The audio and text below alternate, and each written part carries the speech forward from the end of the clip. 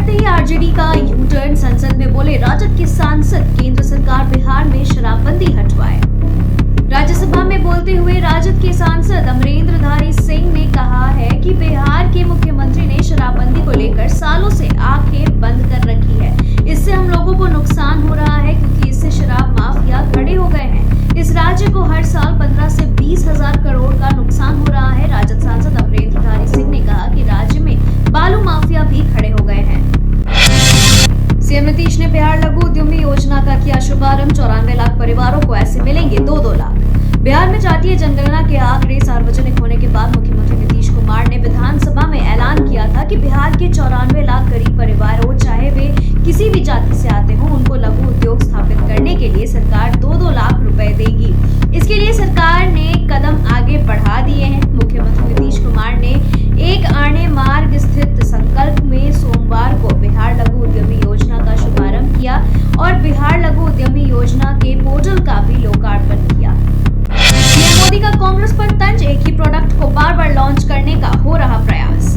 मोदी ने विपक्ष पर तंज कसा। उन्होंने कहा, मैं लंबे समय तक विपक्ष में रहने के विपक्षी के संकल्प की सराहना करता हूँ। जिस तरह आप यहाँ कई दशकों तक बैठे रहे, उसी तरह आप वहाँ बैठने का संकल्प करते हैं। जनता जरूर देगी आपको, इसका आशीर्वाद है। उन्होंने कहा कि आप में से बहुत लोग चुनाव लड़ने का हौसला खो चुके हैं। कुछ पिछली बार सीट बदले थे और इस बार भी बदलने का प्रयास में है। उन्होंने तंज भरे लहजे में कहा कि मैंने यह भी सुना है कि कई लोग अब लोकसभा की बजाय राज्यसभा जाना चाहते हैं।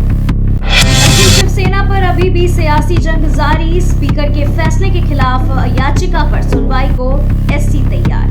सुप्रीम कोर्ट 5 फरवरी को शिवसेना के एक सदस्य के द्वारा दायर याचिका यानी उद्धव बाला साहब ठाकरे के द्वारा दायर याचिका को सूचीबद्ध करने पर सहमत हो गया है, जिसमें संविधान के 10वीं अनुसूची के तहत शिवसेना यानी एकनाथ शिंदे के विधायकों को अयोग्य ठहराने के महाराष्ट्र अध्यक्ष के इनकार को चुनौती दी गई थी। याचिकाकर्ता सुनील प्रभु की ओर से पेश वरिष्ठ अधिवक्ता कपिल सिब्बल ने भारत के मुख्य न्यायाधीश डीवाई चंद्रचूड़ की समक्ष मामले का उल्लेख करते हुए कहा कि याचिका आज सूचीबद्ध नहीं की गई है। हालांकि इस पर आज सुनवाई होनी थी। हेमंत सोरेन को फिलहाल हाईकोर्ट से नहीं मिली राहत। कोर्ट ने ईडी से मांगा जवाब। प्रवर्तन निदेशालय की कार्रवाई के खिलाफ झारखंड के पूर्व मुख्यमंत्री हेमंत सोरेन की याचिका पर सोमवार को झारखंड हाई कोर्ट में सुनवाई हुई। इस दौरान अदालत से हेमंत सोरेन को आज कोई राहत नहीं मिली है। हाईकोर्ट के चीफ न्यायाधीश जस्टिस एस चंद्रशेखर और जस्टिस अनुभा रावत चौधरी की बेंच ने ईडी से जवाब मांगा है। कोर्ट ने ईडी को 9 फरवरी तक जवाब दाखिल करने का निर्देश दिया। इसके बाद कोर्ट ने अगली सुनवाई के लिए 12 फरवरी की तिथि निर्धारित की है। सबसे बकवास आदमी है बाइडेन ने नेतन्याहू को लेकर, जानिए ऐसा क्यों कहा। इजराइल हमास संघर्ष को लेकर दोनों नेताओं के बीच बढ़ते तनाव के बीच अमेरिकी राष्ट्रपति जो बाइडेन ने इजराइल के प्रधानमंत्री बेंजामिन नेतन्याहू को बकवास आदमी कहा है। पॉलिटिको ने अनाम सूत्रों का हवाला देते हुए रिपोर्ट्स में कहा, जैसे ही युद्ध अपने 5वें महीने में प्रवेश कर गया, बाइडेन नेतन्याहू से सावधान हो गए और निजी तौर पर उन्हें बकवास आदमी बताने नजर आ रहे हैं। और आपको बता दें कि रिपोर्ट को खारिज करते हुए बाइडेन के प्रवक्ता एंड्रयू बेट्स ने आउटलेट को बताया कि दोनों नेताओं के बीच दशकों पुराना रिश्ता है जो सार्वजनिक और निजी तौर पर सम्मानजनक है। रशिया के कब्जे वाले यूक्रेन की एक बेकरी पर गोलीबारी, क्रेमलिन ने आतंकवादी कृत्य बताया। क्रेमलिन ने सोमवार को पूर्वी यूक्रेन के कब्जे वाले शहर लिसिचांस्क में एक बेकरी पर यूक्रेनी हमला किया, जिसमें अधिकारियों का कहना है कि एक बच्चे सहित कम से कम 28 लोग मारे गए। क्रेमलिन के प्रवक्ता दिमित्री पेस्कोव ने कहा कि शांतिपूर्ण बुनियादी ढांचे पर लगातार हमले, इस मामले में बेकरी हमला राक्षसी आतंकवादी कृत्य है और पीड़ितों की संख्या इस आतंकवादी कृत्य की भयावहता को बयां करती है। पाकिस्तान में पनाह ले रहे आतंकवादियों की सूची तैयार करे भारत। यूएन प्रतिबंधों का राजनीतिकरण करने के लिए उठाना चाहिए कदम। संयुक्त राष्ट्र सुरक्षा परिषद के एक संसदीय पैनल ने कहा कि भारत को लश्कर-ए-तैयबा के नेता हाफिज तलहा सईद और जैश-ए-मोहम्मद के नेता अब्दुल राउफ असगर सहित 4 पाकिस्तान सहित स्थित आतंकवादियों की सूची तैयार करनी चाहिए और प्रतिबंधों का राजनीतिकरण करने के लिए एक कदम उठाना चाहिए। तुर्की तुर्की के विदेश मंत्री ने खुलासा किया रूसी राष्ट्रपति पुतिन की आसन यात्रा की तारीख। तुर्की के विदेश मामलों के मंत्री हाकन फिदान ने बैठक की सटीक तारीख का खुलासा किए बिना 5 फरवरी को आधिकारिक तौर पर रूसी राष्ट्रपति पुतिन की आसन यात्रा की पुष्टि की है। मंत्री ने राज्य टेलीविजन स्टेशन टीआरटी हैबर से कहा कि यह यात्रा हमें कई मुद्दों पर चर्चा करने का अवसर प्रदान करेगी। मंत्री फिदान ने आशा व्यक्त की है कि यह यात्रा विभिन्न महत्वपूर्ण मुद्दों पर चर्चा का अवसर प्रदान करेगी जो पुतिन की यात्रा के दौरान दोनों देशों द्वारा संबोधित किए जाने वाले राजनयिक एजेंडे की ओर इशारा करते हैं। हमास के साथ थम नहीं रहा सैन्य संघर्ष, गाजा के मुख्य शहरों में अभी भी जारी है हमले। फिलिस्तीनी बंदूकधारियों ने गाजा पट्टी के 2 मुख्य शहरों में इजरायली बलों के खिलाफ हमले जारी रखे हैं। हफ्तों बाद सैनिकों और टैंकों ने उन पर कब्जा कर लिया था। यह एक संकेत है कि हमास ने किसी भी संभावित संघर्ष विराम से पहले अभी भी कुछ नियंत्रण बनाए रखा है। इजरायल में फिलिस्तीनी इस्लामी समूह के घातक सीमा पार उत्पात के कारण शुरू हुए युद्ध के लगभग 4 महीने बाद घनी आबादी वाले क्षेत्र में उत्तर में गाजा शहर और दक्षिण में खान यूनिस में लगातार लड़ाई चल रही है। क्रिकेट के दौरान युवक को बेरहमी से पीटा, सोशल मीडिया पर पिटाई का वीडियो वायरल। अब पुलिस ने कसा शिकंजा। सोशल मीडिया पर वायरल हो रहे वीडियो में साफ तौर पर देखा जा सकता है कि कुछ युवक एक लड़के को लाठी डंडे और बैट से पीट रहे हैं और युवक को इतना पीटा गया कि वो बेहोश हो गया।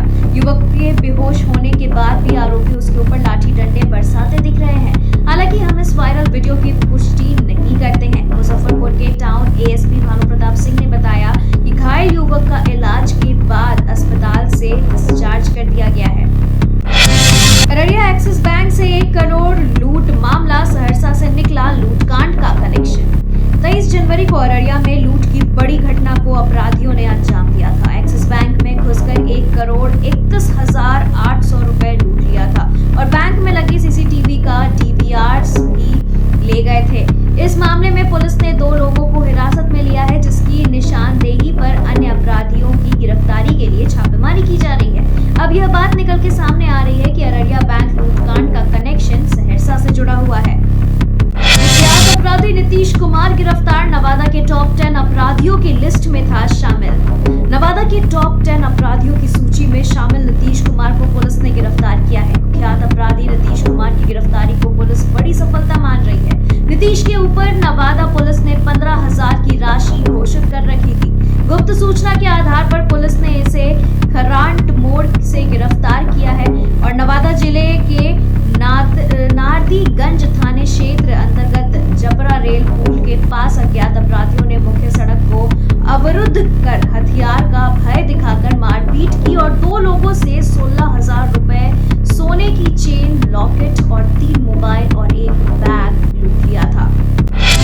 बिहार में पुलिस का इकबाल खत्म, बदमाशों ने थाने के गेट से महिला को उठाया, सुनसान जगह पर किया गैंगरेप। बिहार में अपराधियों के मन से पुलिस का खौफ खत्म हो जा रहा है। छपरा में हुई एक वारदात से ऐसा प्रतीत हो रहा है कि बिहार में पुलिस का इकबाल खत्म हो चुका है। बेखौफ बदमाशों ने थाने के गेट से एक महिला को अगवा कर लिया और चंवर में ले जाकर उसके साथ गैंगरेप की वारदात को अंजाम दे डाला। बदमाश महिला को छपरा से उठाकर सिवान के दरौंदा थाना क्षेत्र स्थित हाथोपुर चंवर ले गए और वहां वारदात को अंजाम दिया गया। फिलहाल पुलिस आगे की कार्रवाई में जुटी हुई है और छानबीन में लगी हुई है। और अब बात कुछ बॉलीवुड अपडेट्स की। सेल्फी में ए.आर. रहमान ने जाकिर हुसैन और शंकर महादेवन के साथ पोज दिया। भारत के पास इस वर्ष जश्न मनाने का एक कारण है क्योंकि शंकर महादेवन और जाकिर हुसैन ने इस वर्ष 67वें ग्रैमी में पुरस्कार जीतकर देश को गौरवान्वित किया है। उनसे पहले कई अन्य भारतीय गायकों ने भारत को वैश्विक मंच पर चमकाया है। आइए भारत के उन कलाकारों की सूची पर एक नजर डालें जिन्होंने पिछले वर्षों में पुरस्कार जीते हैं। संगीतकार ए.आर. रहमान ने 2024 ग्रैमी पुरस्कार विजेताओं तबला वादक जाकिर हुसैन, गायक शंकर महादेवन और वी सेल्फ गणेश के साथ खुशी से पोज देते हुए सेल्फी साझा की। रहमान ने इंस्टाग्राम पर इवेंट में क्लिक की गई तस्वीर भी पोस्ट की है। खतरनाक खूंखार और विस्फोटक अवतार में दिखे वरुण धवन। जवान डायरेक्टर एटली के साथ मिलकर बनी वरुण धवन की धमाकेदार एक्शन फिल्म बेबी जॉन का फर्स्ट लुक वीडियो आउट हो गया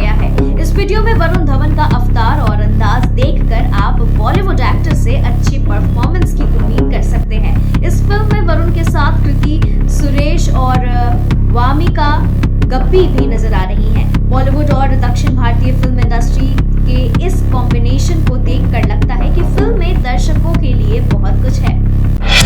विधु विनोद चोपड़ा से पहले इस डायरेक्टर को दी गई थी 12th फेल के निर्देशन की कमान। जाने किस वजह से रिजेक्ट की थी सुपरहिट फिल्म की अपार सफलता के बाद फिल्म के निर्माता विधु विनोद चोपड़ा ने फिल्म के निर्देशन से जुड़ा एक बड़ा राज खोला है। उन्होंने बताया कि पहले इस फिल्म का निर्देशन हिंदी फिल्म इंडस्ट्री के जाने माने फिल्म निर्देशक राजकुमार हिरानी करने वाले थे, जिसके लिए उन्होंने हामी भर दी थी। हालांकि विधु विनोद चोपड़ा ने यह भी खुलासा किया कि आखिर किस बात ने उन्हें निर्देशन की बागडोर खुद संभालने के लिए प्रेरित किया। अभिषेक बच्चन के बर्थडे पर ऐश्वर्या राय ने नहीं किया एक भी पोस्ट। क्या कपल के बीच सब ठीक है? ऐश्वर्या राय के पति के खास दिन पर उन्हें विश ना करने के बाद अब सवाल उठ रहे हैं कि क्या उनके और उनके पति अभिषेक के रिश्ते में सब कुछ ठीक है या नहीं। अभिषेक बच्चन को उनके परिवार के कई सदस्यों ने सोशल मीडिया पर खास तस्वीरें शेयर कर बर्थडे विश किया है। पिता अमिताभ बच्चन से लेकर बहन श्वेता बच्चन और भांजी नव्या नंदा तक ने एक्टर के लिए खास पोस्ट किए हैं। अब तो अंग्रेजी में भी रिलीज कर दी सालार। साउथ सुपरस्टार प्रभास की एक तगड़ा फैन बेस है।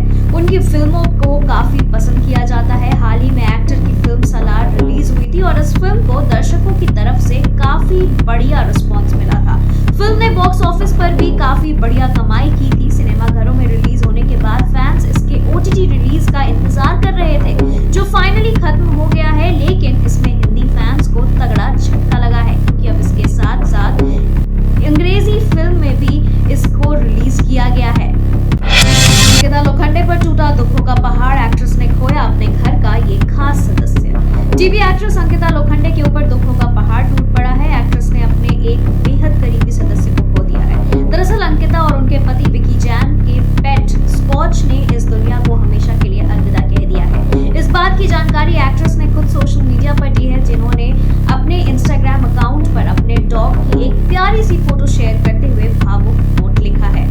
विशाखापट्टनम टेस्ट में अंग्रेजों के पास नहीं था जसप्रीत बुमराह का कोई जवाब। विशाखापट्टनम टेस्ट में टीम इंडिया ने अंग्रेजों को हराया। भारतीय टीम को 106 रनों से जीत मिली। इस तरह 5 टेस्ट मैचों की सीरीज 1-1 की बराबरी पर खड़ी है। भारतीय टीम की जीत के हीरो गेंदबाजी में जसप्रीत बुमराह रहे। इंग्लैंड की पहली पारी में जसप्रीत बुमराह ने 6 बल्लेबाजों को अपना शिकार बनाया। इसके बाद दूसरी पारी में 3 विकेट अपने नाम किया। जसप्रीत बुमराह ने विशाखापट्टनम टेस्ट में 9 विकेट झटके और इस शानदार गेंदबाजी के लिए जसप्रीत बुमराह को प्लेयर ऑफ द मैच से नवाजा गया। भारत के खिलाफ दूसरा टेस्ट गंवाने के बाद बेन स्टोक्स का चौंकाने वाला बयान। स्टोक्स ने मैच के बाद बताया कि उन्हें पूरा यकीन था कि वो लक्ष्य का पीछा कर लेंगे, लेकिन ऐसा नहीं हो सका। स्टोक्स ने कहा कि स्कोरबोर्ड के दबाव वाले मैचों में उनके अदर से बेस्ट निकलता है। मुकाबले के बाद इंग्लिश कप्तान ने कहा कि इस आखिरी पारी में आना खुद में पूरा यकीन था कि हम इसको चेस कर लेंगे। हम इस तरह के पलों में स्कोरबोर्ड दबाव वाले मैचों में यही वह जगह है जहां हमें अपना बेस्ट मिलता है। एक और महान गेम का हिस्सा रहा और इस बारे में कोई सुझाव नहीं है कि कैसे खेले। हरमनप्रीत ने कहा, युवा हॉकी खिलाड़ियों के पास सर्वश्रेष्ठ टीमों की खेल शैली को परखने का मौका।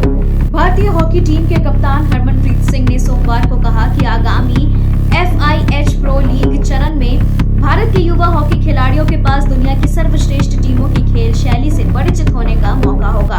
उन्हें उम्मीद है कि देश FIH प्रो लीग के खिताब के साथ 2026 विश्व कप के लिए सीधे क्वालिफाई कर लेगा। भारतीय पुरुष हॉकी टीम 10 से 16 फरवरी तक कलिंगा हॉकी स्टेडियम और 19 से 25 फरवरी तक राउरकेला के बिरसा मुंडा हॉकी स्टेडियम में होने वाली प्रो लीग में भाग लेने के लिए सोमवार को यहां पहुंची। सतीश आद्या और पुरुष युगल में साई कृष्णा की जोड़ी बनी विजेता। सतीश कुमार करुणाकरण और आद्या वरियात की मिश्रित युगल ने ईरान के यज़्द में 32वीं ईरान फ्रज अंतरराष्ट्रीय चैलेंज बैडमिंटन में साथी भारतीयों बी सुमित रेड्डी और एन सिक्की रेड्डी की जोड़ी को हराकर खिताब जीता। शनिवार को हुए फाइनल मुकाबले में सतीश और आद्या की जोड़ी ने 22-20 और 21-14 से जीत दर्ज की है। के साई प्रतीक और कृष्णा प्रसाद गरागा ने रविवार को फाइनल में मेक्सिको के जॉब कैस्टेलो और लुइस अर्मांडो मोंटेओ का जोड़ी जो है वो 21-18 और 21-19 से हारकर पुरुष युगल का खिताब जीता। जसप्रीत बुमराह ने इन गेंदबाजों को दिया अपनी सटीक यॉर्कर का क्रेडिट। जसप्रीत बुमराह ने कहा कि मैं आंकड़ों पर ध्यान नहीं देता, बतौर युवा गेंदबाज मैंने वो किया जो मुझे अच्छा लगा, लेकिन अब अतिरिक्त जिम्मेदारी है। एक युवा गेंदबाज के तौर पर मैंने सबसे पहले यॉर्कर सीखा, इसका क्रेडिट कई दिग्गजों को जाता है। वाकर यूनुस, वसीम अकरम और जहीर खान जैसे गेंदबाजों से मैंने यॉर्कर सीखा। उन्होंने कहा कि इस वक्त हम बदलाव के दौर से गुजर रहे हैं, लिहाजा यह मेरी जिम्मेदारी है कि बाकी युवा गेंदबाजों की मदद करूं। और खबरों के सिलसिलों में फिलहाल इतना ही। बने रहे बिहारी आवाज के साथ। नमस्कार।